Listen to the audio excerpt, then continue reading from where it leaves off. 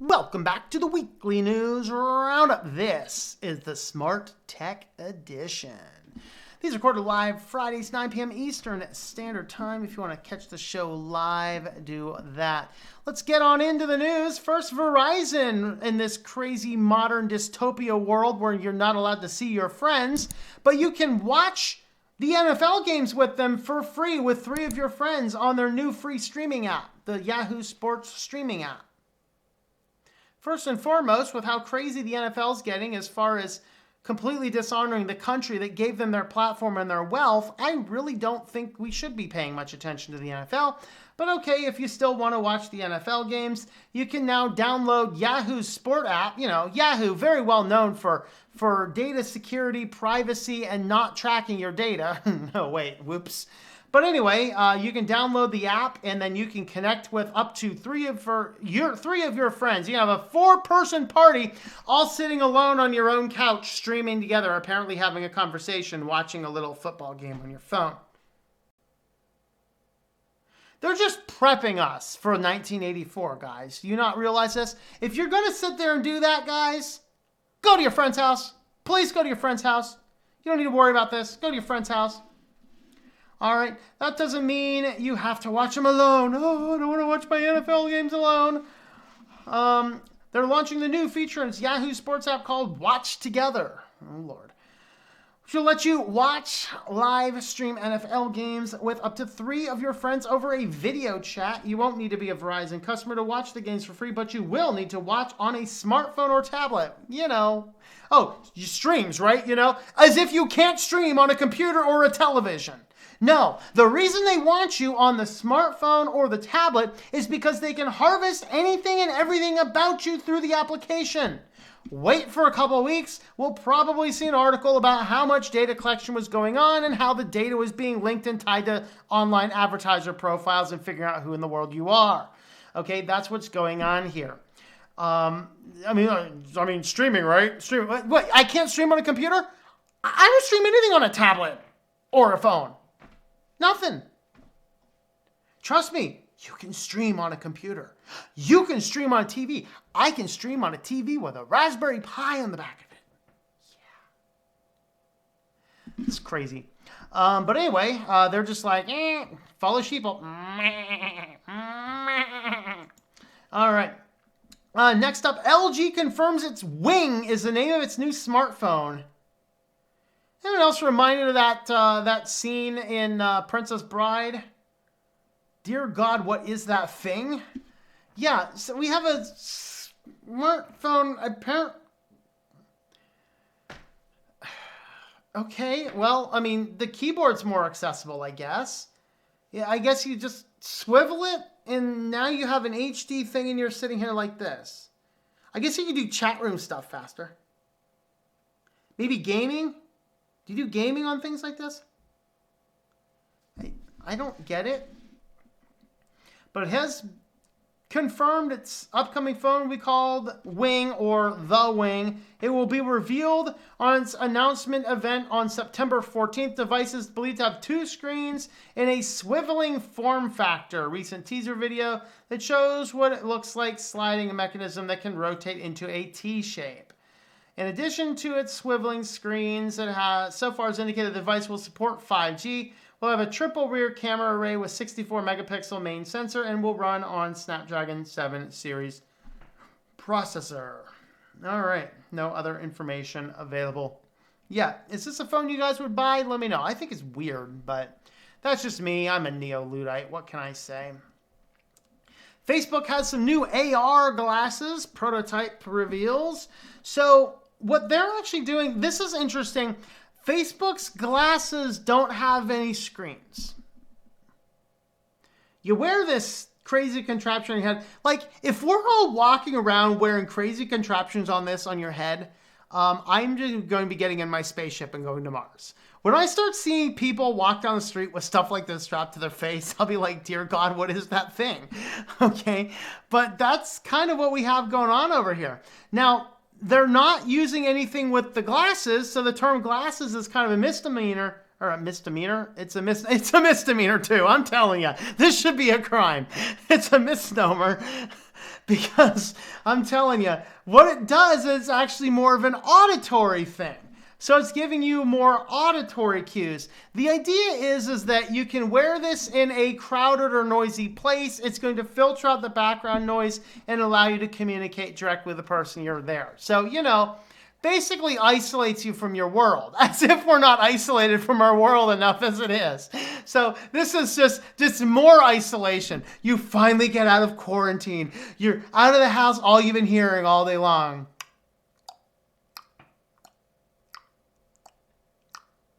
You finally get out of the house, you put on your Facebook smart glasses, which aren't glasses at all. It's an auditory thing. And then all you can hear is,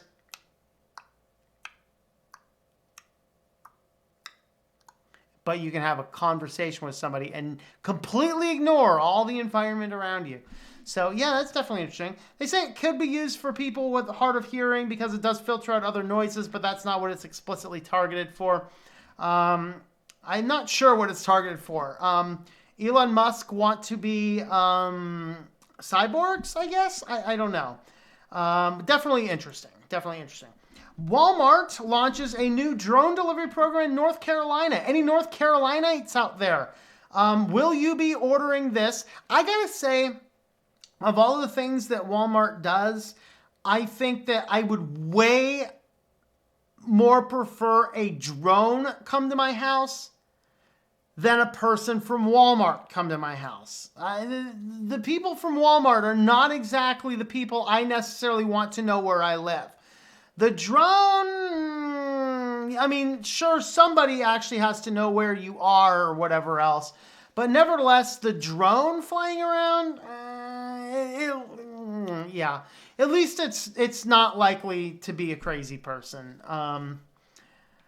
So anyway, but, you know, I don't know. I mean, I have friends that work at Walmart too, though, I guess. So they're not all crazy, but at the same token, I don't know.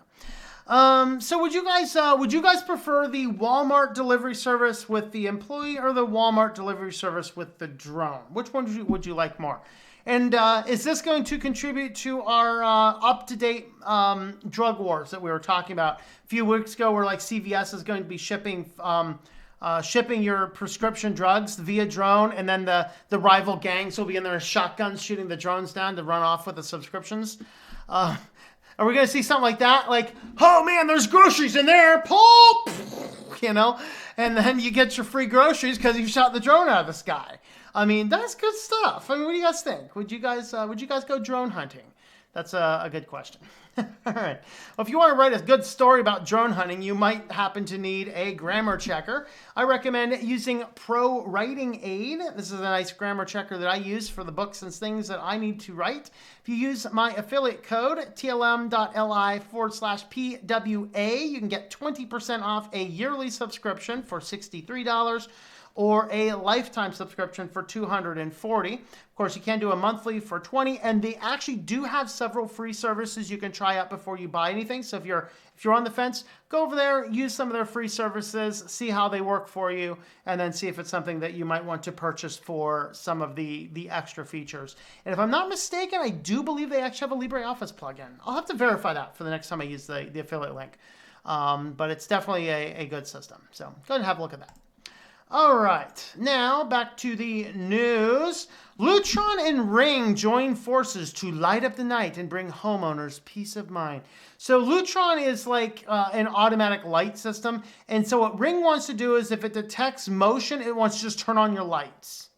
So basically it turns your Ring doorbell into one of those really annoying motion sensor spotlights outside that, you know, aren't collecting data. But I thought this article was very interesting. This is a press release, actually. Very interesting because what do you guys think? If I tell you what is Ring's mission? You know, we talk about Ring all the time around here. It's crazy. And what is Ring's mission? Well, I mean, Ring's mission is to give you security and privacy into your, not really security and privacy, to give you security to know who's coming to your door, right? It's so you can see who is standing there. It's so you can monitor what happens at your front door. No, according to this press release, and I assume they have it right, Ring's mission is to make neighborhoods safer. In other words, they're creating a network of cameras to spy on entire networks. That's always been Ring's plan. That's why they take all this data and feed it into police departments. That's insane. Okay, but Ring's mission is to make neighborhoods safer. So lights controlled by a Lutron system can be set to turn on when linked to a Ring device that detects motion. So a Ring video doorbell is pressed, or when it detects motion, someone comes up on the step, it boom, turns on the lights.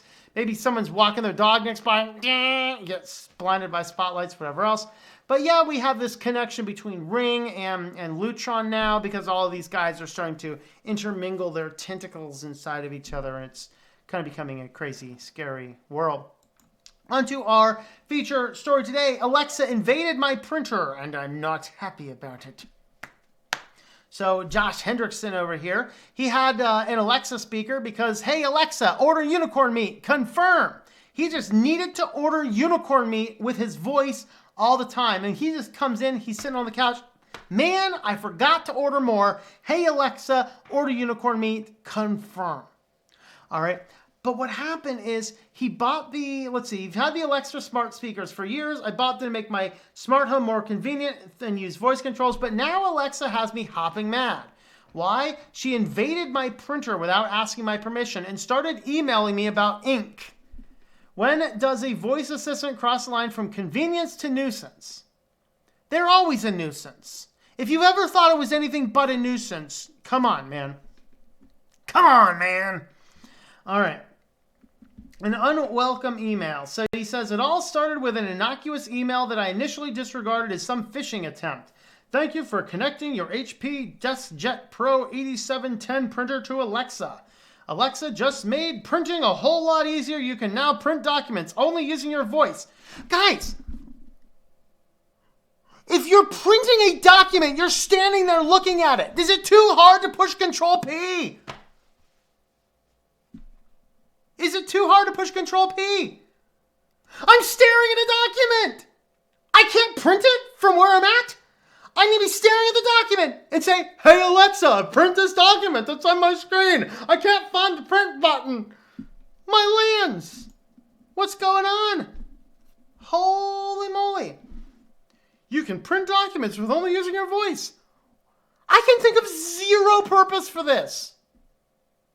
Unless you got some file server somewhere and you're like, hey, Alexa, print the document in file section sub B and go into 1992 and print the third document you see there. Okay, use case scenario. I got it. But if you're looking at the screen, push the print button. Control P. I think is it Option P in a Mac, I think? I forget my Mac commands for printing. All right.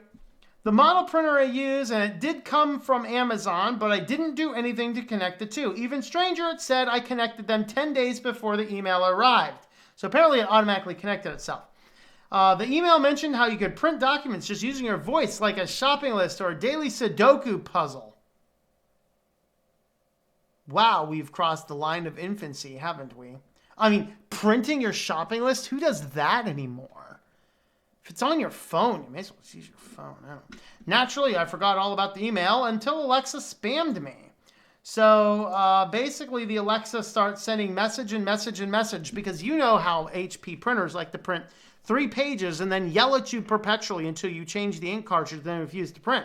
So 4 emails. Every day I started getting 4 emails. Replace your HP 952 yellow toner soon to keep your HP OfficeJet Pro 8710 running.